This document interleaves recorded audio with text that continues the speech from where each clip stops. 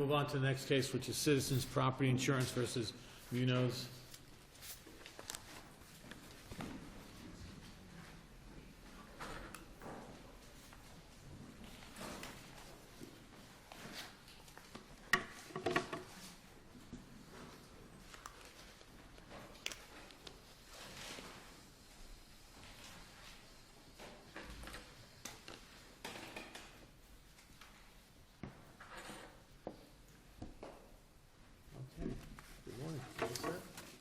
Good morning. May it please the Court. Kara Rockenbach on behalf of Citizens Property Insurance Corporation. I'd like to reserve 5 minutes for rebuttal. The question that this Court must decide is whether Citizens, at the time this lawsuit was filed, had breached the contract. Because we know the Florida Supreme Court has told us, and statute section 95.031 states that all elements to a cause of action must accrue before the lawsuit is filed. So it makes sense. There's no such thing as an anticipatory breach of contract action. What this Court has to decide in this case is, did the plaintiff have all the necessary elements in place at the time that they filed their lawsuit? I appreciate the Court's indulgence with the easel. It is the first time I have done this in almost 20 years of oral argument, but I find this to be very instructive in reviewing the facts of this case, which are in the record. This was a sinkhole date of loss of 12/10/2009. The public adjuster presented this claim to Citizens about a month later in 2010. Citizens, in compliance with the Florida's framework for sinkhole claims, complied with the statutes, and it hired a statutory investigatory engineer and geologist to determine whether sinkhole was the cause of the damage to the property. Citizens relied on that statutory engineer who said no sinkhole loss. That was Madrid. And they denied the claim on 9/9/2010 in a denial letter and enclosed the statutory report. That's the claims process. Now, what we know from the record is that the plaintiff, just like the plaintiff in a very recent case out of the 5th District Court of Appeal, Omega versus Johnson, went out and commissioned their own engineer and expert, Mr. Galati, who addressed Madrid's report and decided and issued a report of his own and said there's sinkhole loss. This letter was addressed to the plaintiff's attorney, and it was dated March 15, 2011. Plaintiff, with this report in hand, not providing it to Citizens, filed a lawsuit on May 11, 2011. That's the dividing line between the claims process, which predates that date, and the litigation after May 11. During discovery, this report was produced to Citizens for the very first time on July 25, 2011, in a response to request to produce. So this timeline presents this Court with the record evidence of facts that are not in dispute. The question is, superimposing Florida's statutory framework for sinkhole investigation and the claims presumption of correctness, was there a breach as of May 11, 2011? Was Citizens entitled to rely upon the presumptively correct opinion of the statutory engineer when that was the only evidence that Citizens had when it adjusted this claim? This is interesting because sinkhole statutes are the only area in Florida law where the legislature has imposed certain claims handling duties on insurance companies. It's the only area in the law where the legislature said, insurance companies, you shall, it's mandatory, you shall engage a professional engineer or geologist to test and determine the cause of loss. And they shall issue and certify their report. And that's exactly what Citizens did. Well, let me ask you a question. Are you implying if the report was provided pre-lawsuit that could constitute a breach? Absolutely. If we take that report and we adjust the claim and say we're not going to extend coverage and decide that there is a sinkhole loss, that could constitute a breach. And that would be the essential requirement, that is the breach, for the cause of action to accrue. As opposed to litigating on the merits, which report is more credible? Correct. And we can't see... How do you determine as a breach at the inception? Because that's a question of fact. You know, the battle of the experts, that's determined after suit's filed. But see, the question here is whether the breach occurred based upon our reliance on a presumptively correct report. 6 to 7... I think it was...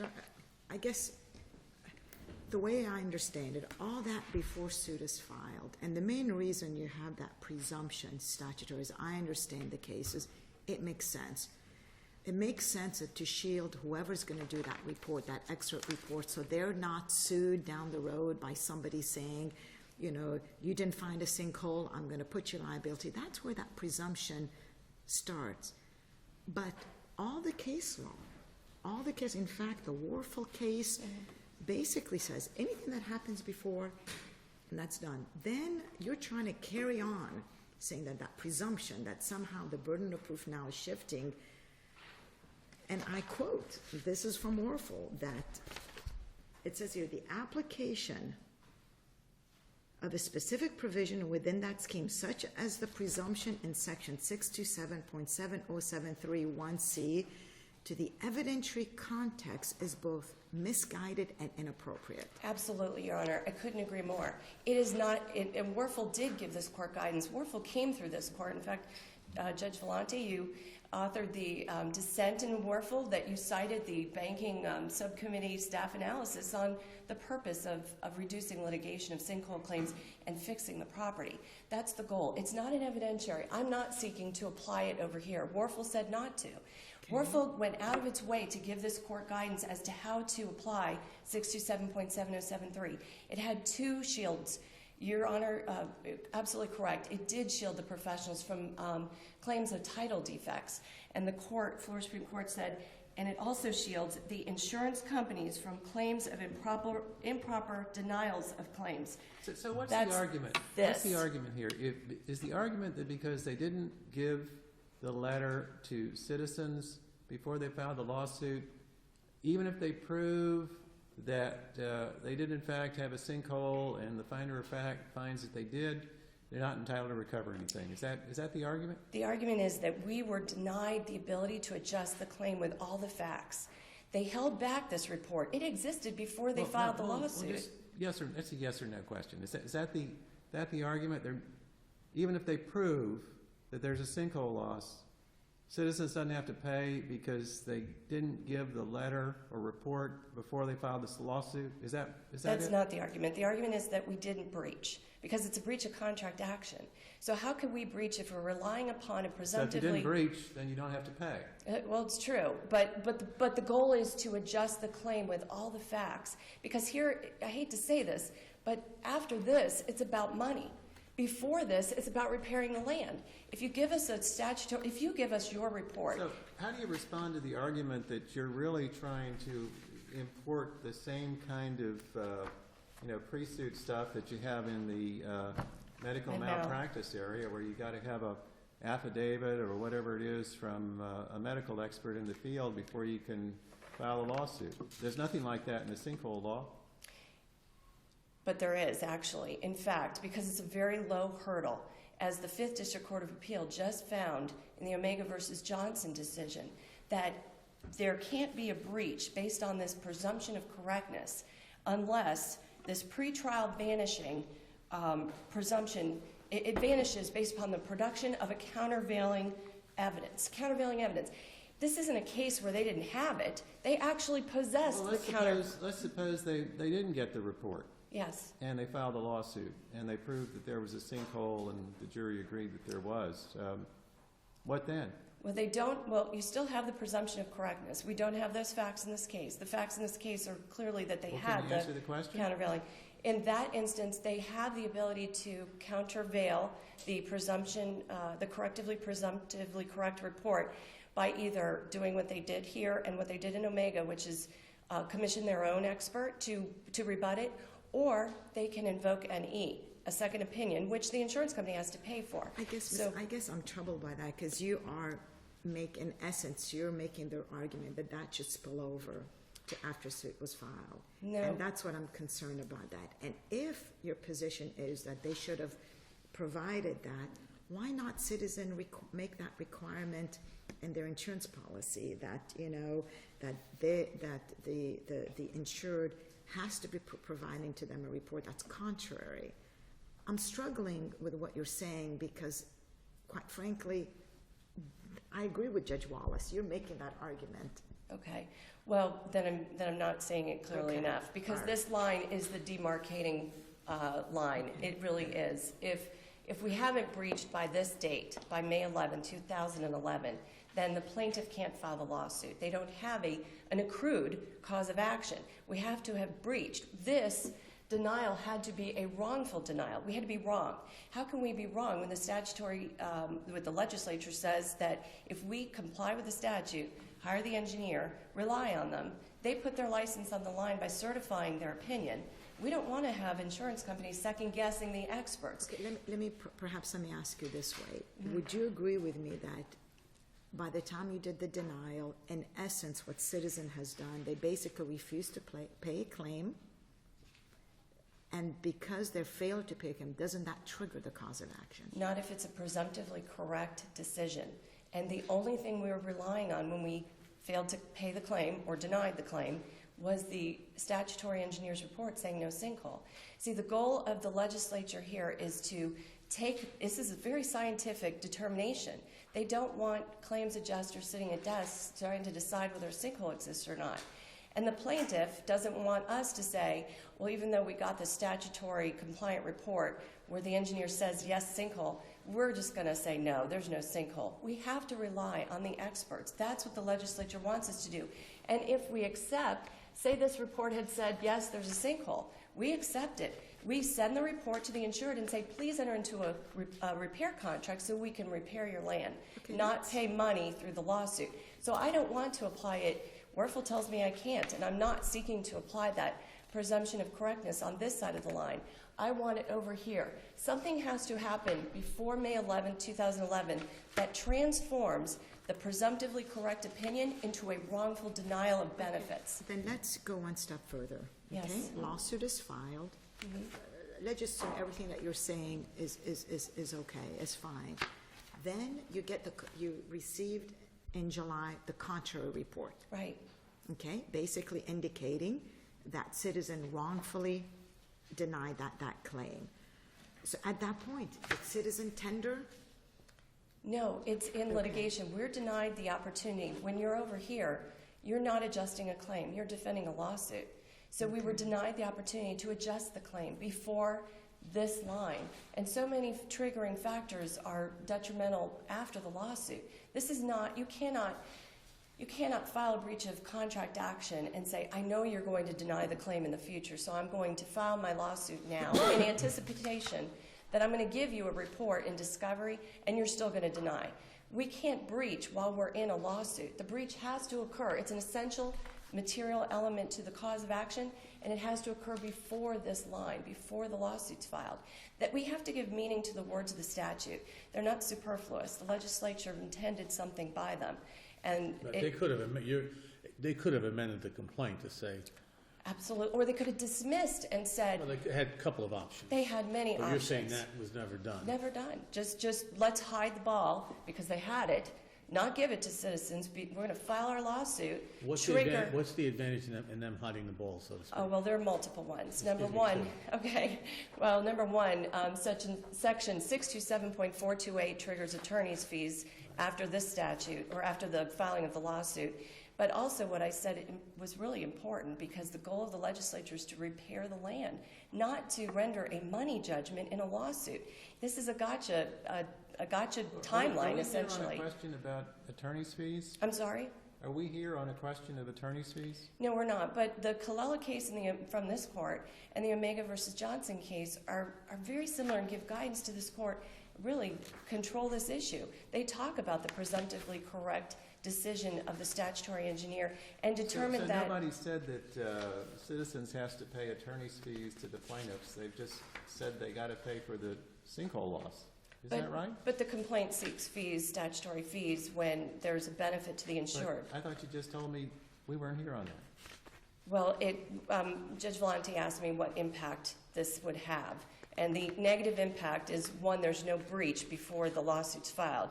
But if they hold the ball back and give it to us here, and then we change our opinion and say, this has nothing to do with neutral evaluation, but we change our denial and we say, okay, we accept Mr. Galati's opinion that you've given to us, then there's a triggering of fees. There's also a breach of contract, and we have to pay money as opposed to require a repair contract. The goal is to repair the land, not to render a final judgment that the plaintiffs get money instead of, it's a public policy issue, really. And I think that was noted in the Senate banking analysis. You know, Ms. Roby, I know you made reference to both the Omega case Yes, sure. and the Colella case, but as I saw those cases, I think they're a bit distinguishable from the facts here.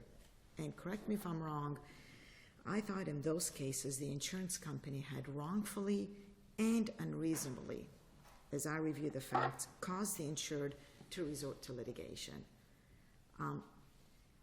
Here, the question becomes whether or not we have a covered loss.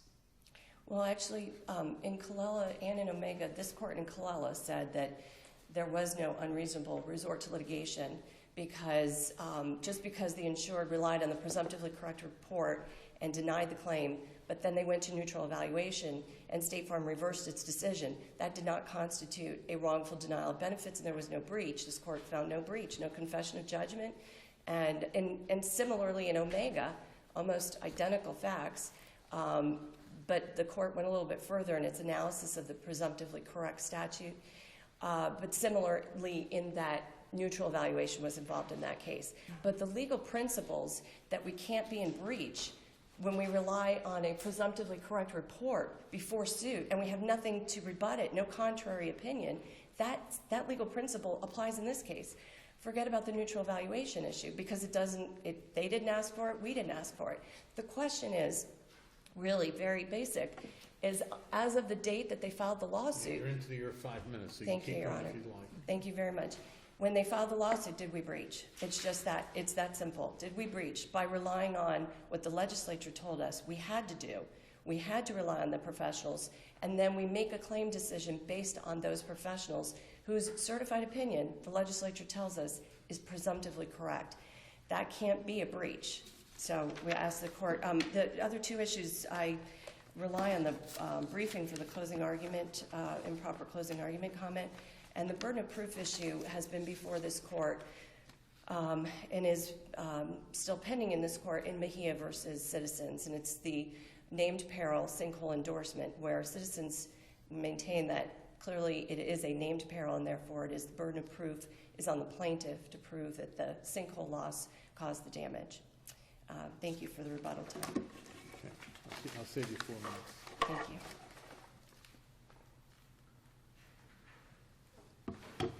Good morning. May it please the court, Tom Elegant here on behalf of Mr. and Mrs. Munoz. Let me start by drawing what's not here and what this is really about. What Citizens' real goal is here. The date you don't have here is May 2010, because that's the date this policy period expired. They make the report back in January. Citizens waits until, actually there's another date missing. Citizen gets its report in April. April, that's the report. May, policy period ends. Citizens waits past the end of the policy all the way to September to send the denial. Why do they do that? They got the report. They can send the denial letter within the policy period. Why do they do that? They want to complain about we didn't send them a report? Let's talk about what they're doing. They wait until after the policy period, and then they get up in closing argument, and they argue to the jury, the plaintiff doesn't have any report during the policy period. They can't show you there was a loss during the policy period because they wait to send their letter until after the policy period expires. They're trying to do the catch-22 on their insurance. That's what's going on here. And if you look at the closing argument, at pages, it's volume 10 of the record, look at 767 to 770. You'll see there, trial counsel, we're talking about the time period, 5/25/2009 through 5/25/2010. Page 768. Investigation was done in February 2010. So there are experts out there in February. Plaintiffs in that case don't have anybody look at the property until March 2011. Well, yeah, because there are experts out there that they promptly reported. They're out there. A month later, they get a report. in April, they don't send it to the insured for 5 months, till after the policy period expires. That's what Citizens' objective is. They're trying to sandbag their insured by waiting, and then they come into you and they say, oh my gosh, the insured didn't give us a report. They're being so mean to us.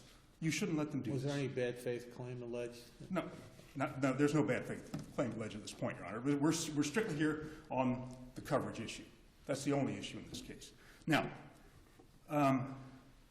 so that's their real objective here. And actually what they want to do is they want to take this sleight of hand, if you will, on the timing of the issue, and then they want to put it together with the burden of proof, and they want to say, well, you should make the insured have the burden of proof, even though it's an all-risk policy. Now, this court, 2/3 of this panel, rejected the same burden of proof argument in the Duarte case back in August, and we filed that supplemental authority here. So I'll come back to one point on that, but the burden of proof issue, we don't have to wait for Mejia. It has been decided. This court has decided it. It's a per curiam affirmance, but you have the record. It's the exact same issue made by the exact same client and the same insurance company and counsel. And this court has rejected it by affirming it in Duarte. So it should be affirmed here. What I'm going to do, though, is something unusual for appellees. I'm going to ask you to write on both that issue and this first issue, because these are repeat offenders. These come up in every Citizens case that I've seen. I've got another one. The brief hit my desk last week. Same issues are in it. So if you have decided the issue in Duarte, I would encourage you to write and say, look, burden of proof, you have an all-risk policy, it's on Citizens. This sleight of hand trying to say, we took it out in one place, we put it in another, our endorsement's longer, that's all been argued, it's in our brief. The only thing What was the motivation for withholding the report until a couple of months after the suit was filed? I don't think there's anything in the record about motivation, Your Honor. There's no. What's the logic? I don't know. They're saying it's to generate attorney fees, let's say. Okay, well let's address that. I don't think that's it. First off, there's no requirement in Warfel. There's no requirement in the statute to give them the report before you sue them. And there's no requirement in the policy itself. No requirement in the policy, exactly, Judge. And there's no. This business about it's a wrongful breach. Wrongful doesn't have anything to do with this. It's either a breach or it's not a breach. They're right or they're wrong. And the fact that they relied on somebody for their opinion, insurance companies do that all the time. They ask lawyers to look at things. They ask other experts in various categories and types of cases to look at something and decide if there's coverage or not. And they deny coverage. When they deny coverage, if their expert goofed it up, that's on them. Now, what the fee issue comes in, because Omega v. Johnson is a case where, and this is what happened in Clella too. Now the Clella's a little bit different. In both those cases, once the insurance company gets the report, that's the adverse report, it goes, and there's litigations ongoing, they say, oh my goodness, let's go to neutral evaluation. And in both those cases, the insurance company flipped and said, okay, we agree, there's coverage. And in Clella, they pay the claim and they pay the attorney's fees. That wasn't a dispute there. In Johnson, they pay the claim, and they say, look, you shouldn't have sued us, because if you'd have given us a report, we'd have agreed with you. And the Fifth District agreed with that. Kind of like your decisions in some other property cases that are not sinkhole cases necessarily, but Clifton, Hill, and so forth. Sort of that same rationale. Look, you should have given it. So had Citizens here gotten this report, whenever they got it, and whatever, and said, oh my gosh, we see the light, we've had an epiphany, we were wrong in denying coverage, or they evoke neutral evaluation, then change, and then say we're going to pay the claim, then they'd have an argument, we don't owe fees. But we know what happened here. They got the report and they kept on denying. Deny, deny, deny. And they argued, not only did they deny it, they argued the report isn't any good, the plaintiff's report, because it came after the policy period. That's what they argue in closing. Now the jury didn't buy that, fortunately, for the Munoz. But that's where this is going. All this business about we didn't have the opportunity to adjust the claim, you sure did. You could have adjusted the claim once you got that, and if Omega v. Johnson carries the day, you wouldn't have owed any fees. You'd have just paid the claim. But they didn't do that. They kept denying. In fact, they continue to deny it today. I mean, their third point on appeal, I mean, they're continuing to say we shouldn't have to pay this claim at all. Their third point on appeal, they want a new trial because we commented on their expert. Their expert. And the case law is very clear. You can comment on them not calling an expert. And so in their reply brief, and this is one point I want to address about that, because it was in the reply brief and I get a chance to say anything about it, but their expert, their reply brief says, oh, well, that first guy, that first geologist that we went out and had a look at it and whose report we relied on, he wasn't an expert. Oh, come on. First off, under the statute, he's got to be an expert. They can't rely on the report if he's not an expert. So first, he's an expert. Then secondly, let me give you the record cite for this, because this is really good. Their own motion for a new trial, if you look at page 684 of the record, says it was improper for the plaintiff to comment on the failure to call the equally available expert witness, Robert Stack. So they knew he's an expert, so this business reply brief, he's not an expert, is wrong. Okay. So they had an opportunity to adjust the claim. We see their real objective. They're trying to put the insureds in a box for 1 year under the policy period, which is just wrong as a matter of logic, too, because unless it's one of these collapse sinkholes, as we know, sinkholes take some period of time. Collapse ones where the whole thing goes in at once, that's a different animal, but there are subsidence sinkholes, which is what most of these are. They're more subtle, and those appear over a long period of time, as we've talked about in some prior cases, and I think we've got one of them cited in here. When they deny the claim, which is what happens in, they wait till after the policy period to deny the claim. That denial triggers the right to sue. You don't need to have anything else. Because that denial then would trigger the cause of action. Yes, the cause of action would accrue. Yes. And it doesn't have to be a wrongful denial. We can file some cases that say that. The concept of whether there's a case from this court, and it's cited in some of the other briefs, I'm not sure it's in these, because again, like I say, this issue keeps coming again and again. But it's in, there's no requirement for a wrongful denial. A denial is a denial, and you can file suit on it. Now, are you at risk for? I'm referring back to, I think it was one of our cases, the McKee case in August. Okay, well, Judge, I'm glad you brought up McKee, because I know you were on that panel. Yes. And this whole first argument is really just a reworking of the first thing that your panel's opinion rejected in McKee. This business about, well, it's not right yet, we can't. I think that was a Tower Hill case, I think, and they make the argument a little bit differently, but it's the same argument. Yeah, and in fact, I have the quote there in that case because I think it's important here. Basically, here's what we wrote, and I quote, in regard to insurance contract, a specific refusal to pay a claim is the breach which then triggers the cause of action. Yes, and in there they argue, I won't, we don't need to talk about what they argue there. And by the way, that case, everybody knows about that case that's here because that McKee is cited in the Campos case, which is the one I just got the brief in last week from Citizens. So everybody here knows about McKee. So that is, and Your Honor, to get back to your question, I think you did get an answer that their position is that because this report was not provided before suit, even though they wait months until after the policy period, because this report wasn't provided to suit, their position is the plaintiff loses. Citizens doesn't pay anything, it is over. Now that would be wrong, even if suit were filed premature, which it wasn't. We've cited I think it's the Shuck case from this court that says, look, if you got a premature suit, you just dismiss it without prejudice, and you start again. Here, we know there wouldn't have been any difference. Once they got the report, they kept denying the claim. I think that is all I had on that. One thing I wanted to say on the burden of proof issue, we cite, there's only one case on the sinkhole burden of proof. They cite a couple out-of-state cases that don't have anything to do with burden of proof. We cited the Betts case out of Pennsylvania, and in the reply brief they say, oh, well, Pennsylvania is a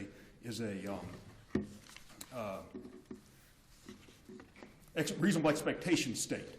But, and that apparently is correct, I don't doubt that. But if you look at the Pennsylvania opinion that we cite, it says they are rejecting the carrier's position, which is Citizens' position on burden of proof, for 3 alternate grounds, saying that A, it cannot be squared with 1, the rules governing the interpretation of contracts, which are the same as ours.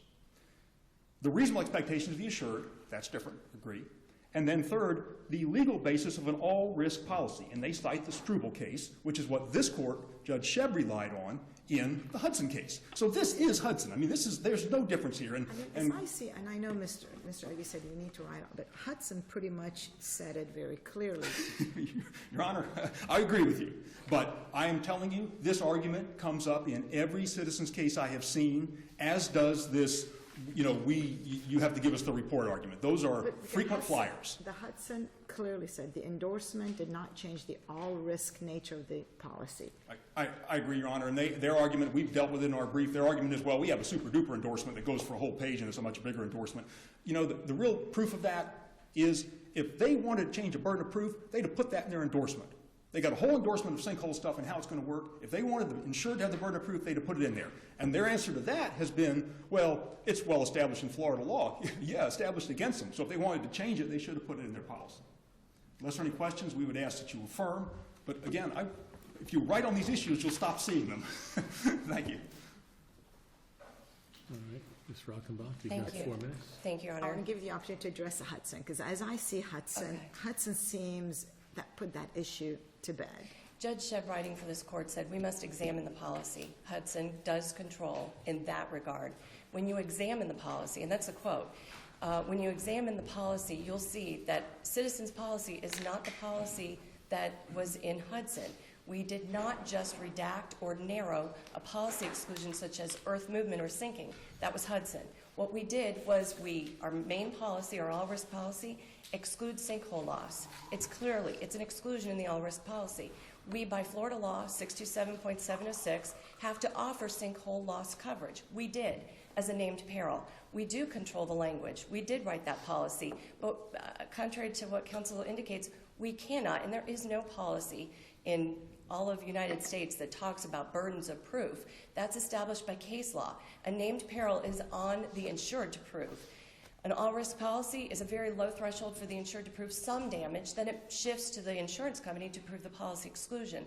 So I agree that Hudson controls, but it controls with regard to the legal principle in it that we must examine the policy. When this court examines the sinkhole endorsement policy, you will see that it does not just narrow or redact the exclusion for sinkhole loss. It adds a named peril. It defines it, it bolds it, it has policy conditions in it, and it's clearly a named peril endorsement.